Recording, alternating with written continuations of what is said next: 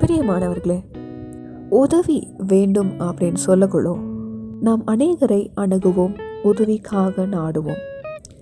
இதில் போதுமான பதில் வராமல் அநேக நேரில் நாம் டிசப்பாயிண்ட் ஆகிற சூழ்நிலை ஏற்படும். ஆனால் இங்கே ஒருவர் இப்படியாய் கேட்கிறார், எல்லாரிடத்திலும் போய் கேட்டாயே, என்னிடத்துல இன்னும் அணுகவே இல்லையே அப்படின்னு கேட்குறார். அவர் வேற எப்படியெல்லாம் கேட்குறாருன்னு தெரியுங்களா?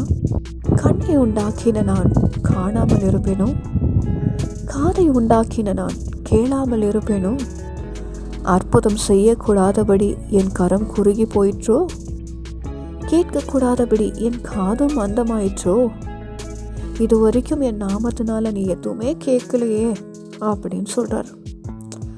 யாருங்க இவர்? அவருடைய நாமம் தான் என்ன? அவர் வேற யாரும் இல்லைங்க, இந்த வானத்திலும் பூமியிலும் மேலான ஒரு நாமம், அதுதான் இயேசு கிறிஸ்து.